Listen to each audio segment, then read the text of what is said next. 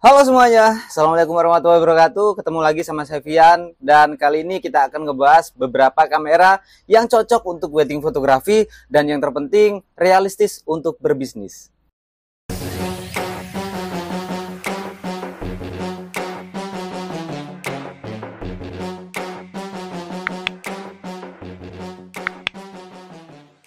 Untuk kalian yang mau terjun di dunia wedding fotografi atau yang sudah terjun tapi masih bingung kamera apa aja sih yang cocok untuk wedding fotografi, mungkin video ini akan berguna untuk kalian. Jadi tonton sampai video ini berakhir, dan jangan lupa juga untuk share, like, dan subscribe. Kemudian barangkali ada pertanyaan silahkan tanyakan di kolom komentar.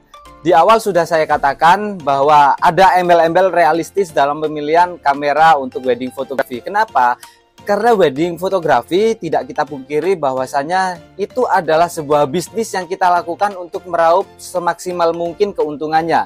Dalam penggunaan wedding fotografi ada beberapa kamera yang kami rekomendasikan untuk teman-teman semuanya biar lebih realistis tapi tidak mengurangi kualitas waktu kalian melakukan wedding fotografi. Dan kamera-kamera yang kami rekomendasikan ini mungkin juga masih berupa opini kami. Mungkin di luar sana juga ada yang lebih realistis lagi. Dan kita bahas satu persatu kamera apa saja yang cocok, yang rekomendasi, yang paling realistis digunakan untuk wedding fotografi untuk pemula. Teman-teman, di sini saya sambil ngelihat laptop karena saya preteli satu persatu untuk kamera-kameranya.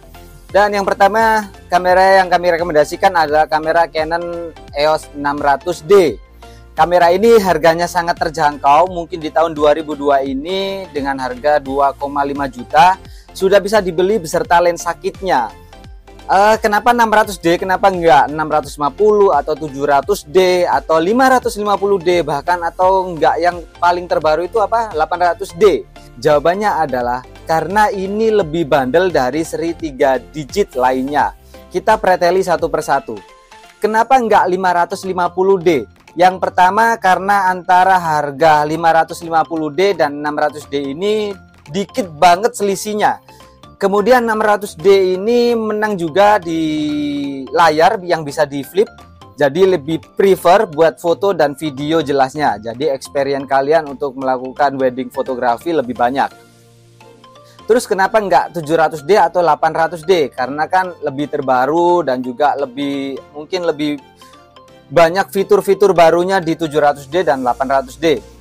Jawabannya adalah karena harga dari 600D ke 800D terlalu jauh selisihnya. Jadi kalau dihitung secara bisnis, kalau harga 800D setara harga kamera Canon 2 digit, ya mending ambil 2 digit yang semi pro. Terus kenapa nggak ambil yang 650D saja? Kan sudah touchscreen. Perbandingan harganya juga mungkin minim. Selisihnya juga sedikit. Dari pengalaman teman-teman saya, konon katanya 600D itu cenderung ada problem di mainboard dan juga ada yang kena di fleksibelnya. Jadi memang dari segi fitur lebih menarik 650D, meskipun harganya beda tipis, tapi di situ juga ada resiko yang sudah menjadi experience dari fotografer lain. Jadi kenapa kita harus ambil resiko? Bukannya kita mau bisnis dengan budget seminim mungkin dan laba semaksimal mungkin. Kemudian merek yang kedua ada dari merek sebelah, yaitu dari Nikon D90. Karena Nikon D90 ini dari pengalaman yang saya lihat dan saya dengarkan dari teman-teman saya, salah satu kamera bandel yang layak digunakan untuk fotografi. Harganya yang terjangkau juga menjadi salah satu kamera yang recommended dan realistis untuk dimiliki seorang fotografer. Dan ini juga menjadi alasan yang sama di kamera yang ketiga yang saya rekomendasikan, yaitu kamera Canon EOS 60D. Hampir sama dengan Nikon D90, Canon EOS 60D ini juga harganya mungkin sama, kemudian fiturnya juga sama, terus juga sudah semi pro. Kamera ini juga menjadi kamera favorit untuk para pemula yang terjun di wedding fotografi. Bahkan yang sudah pro pun masih banyak yang seneng sama kamera ini. Kamera ini bandel banget di seri 2 digit Canon daripada yang lainnya. Dibanding 70D, yang notabene konon katanya 70D itu banyak sekali kendala yang terjadi waktu pemakaiannya. seperti yang tiba-tiba mati sendiri kameranya, kemudian gampang panas, terlalu beresiko untuk kita gunakan di wedding fotografi. Iya kalau problemnya itu sebelum atau sesudah weddingan, tapi kalau pas wedding kemudian tiba-tiba mati dan kamera kita cuma satu.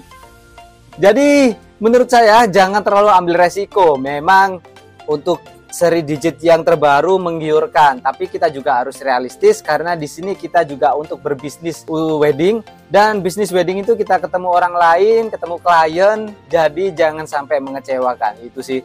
Kembali lagi, kenapa harus 60D? Kenapa bukan 70D, 80D atau seri terbaru lainnya? Jawabannya adalah sama seperti yang tadi, karena harganya terlampau jauh. Mungkin 60D ini sekitar harganya 3.500.000-an sudah sama lensa kitnya. Kalau yang 80D itu sekitar 5 jutaan, 70D itu sekitar 4 jutaan. Selisihnya 500 sampai 1 jutaan. Kalau selisih 500 sampai 1 jutaan, daripada kita upgrade kamera, mending kita belikan untuk flash atau yang lainnya, trigger, buat nambah perlengkapan kita waktu wedding fotografi. Kalau memang mau upgrade harganya dengan harga 5 juta, 6 juta, mungkin bisa kita tambah sedikit lagi, nabung sedikit lagi, pindah ke full frame. Seperti itu.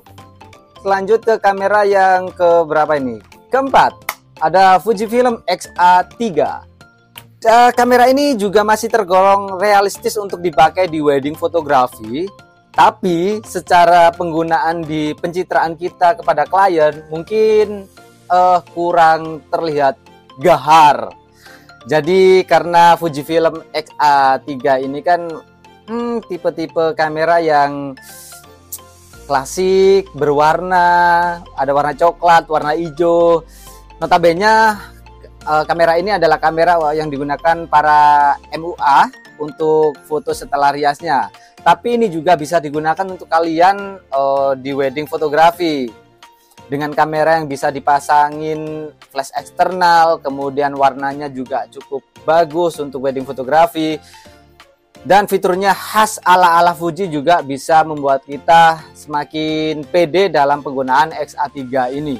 Tapi memang di lapangan jarang atau mungkin sulit kita temui para fotografer wedding terutama menggunakan Fujifilm X-A3. Kebanyakan ya Fujifilm XT, XT3, XT4, XT100, XH, para fotografer yang ada di wedding fotografer. Tapi harga-harga yang saya sebutkan tadi sudah terlalu jauh, tidak realistis untuk kalian yang masih pemula dan masih price listnya masih sangat minim.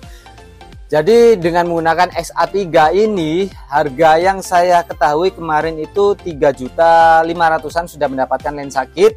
Kalian sudah bisa berbisnis dengan menggunakan harga segitu. Kemudian kameranya juga didukung sama flash eksternal lebih tepatnya.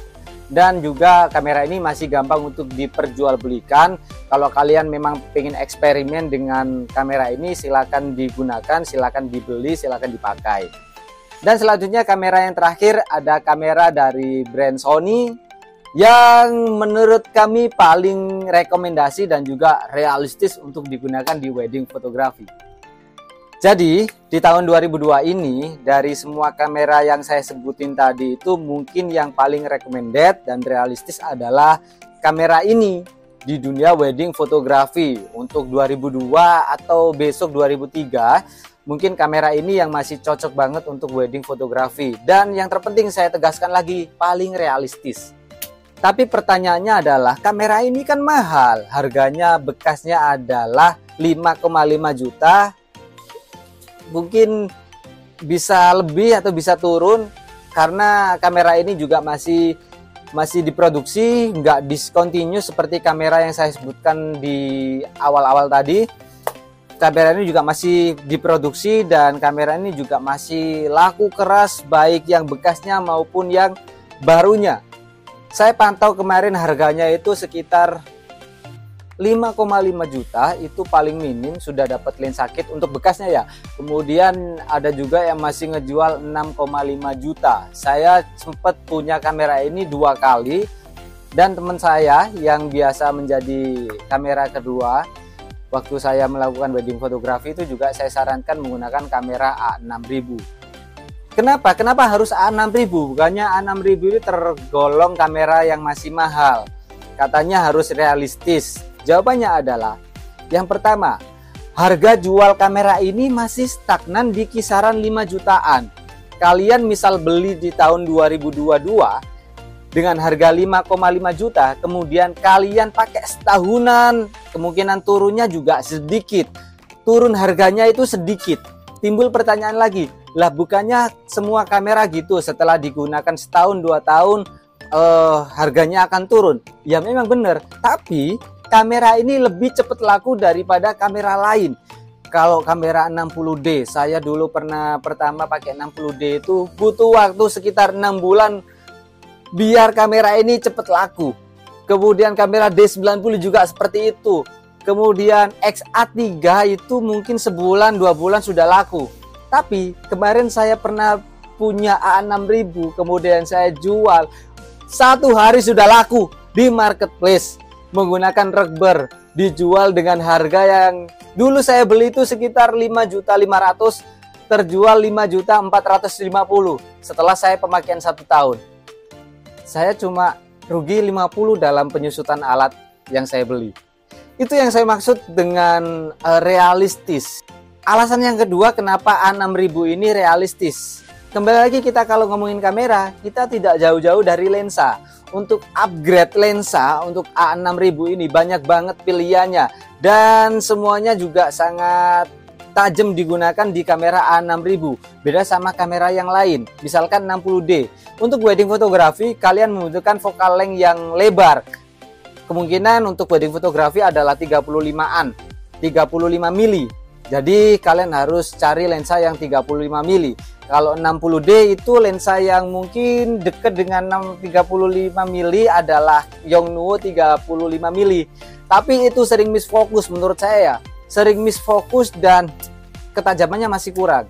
Tapi ketika saya menggunakan Sony A6000 ini, pilihannya banyak. Ada Sigma 30 mili, ada Sony OSS 35 mili, ada Samyang, ada yang lain-lain. Jadi kita tinggal untuk membeli yang mana yang kita pengen untuk lensanya. Lah tapi kan lensanya mahal. Kita balik lagi, lensa itu juga ketika dijual harganya masih stagnan. Saya beli Sigma 30 mili di harga 3,1 juta. Pemakaian 1 tahun harganya tetap 3,1 juta. Itu yang saya suka dari kamera ini. Karena ada yang mendukung dengan lensa-lensa yang menurut saya juga sangat bagus banget untuk digunakan di wedding fotografi. Apalagi kalau saya menggunakan lensa Sigma yang notabene sudah diakui oleh teman-teman kalau Sigma itu paling tajam daripada yang lainnya. Menurut kami ya. Alasan yang ketiga adalah kenapa Sony A6000? Karena kamera ini belum discontinuous. Jadi masih banyak orang-orang yang membeli baru kemudian dijual lagi. Atau masih tangan pertama bisa kita cari. Jadi kita harus pintar-pintar untuk beli barang bekas yang mungkin masih like new. Jadi teman-teman silakan dipilah di marketplace sekiranya mana yang masih shuttercount-nya rendah, atau yang mungkin barangnya memang benar-benar baru, atau yang baru dibeli kemudian dijual, atau yang bekas pemakaian cewek. Kalian masih bisa memilih. Beda sama kamera yang lain yang mungkin sudah discontinuous dan sudah digunakan banyak fotografer lainnya juga. Jadi mungkin kita nggak tahu kita tangan keberapa kita ini untuk menggunakan kamera tersebut. Beda sama A6000 ini. Nah mungkin itu beberapa kamera yang saya rekomendasikan. Kalian sesuaikan sendiri mana yang menurut kalian cocok untuk kalian. Dan ini hanya opini kami. Teman-teman silakan dipilah. Yang bermanfaat silakan diambil. Yang bisa dipakai silakan dipakai, yang mungkin berguna untuk kalian silakan dimanfaatkan. Tidak perlu takut untuk memulai, tidak perlu takut untuk rugi, atau tidak perlu takut untuk gagal. Belajar itu memang membutuhkan harga yang mahal. Jadi tetap semangat untuk teman-teman yang baru terjun di dunia wedding fotografi. Ya mungkin itu saja video untuk kali ini. Sekali lagi terima kasih untuk teman-teman yang sudah like, share, dan subscribe. Dan juga yang sudah bertanya di kolom komentar. Sebisa mungkin saya akan jawab. Terima kasih untuk semuanya. Nama saya Fian. Wassalamualaikum warahmatullahi wabarakatuh.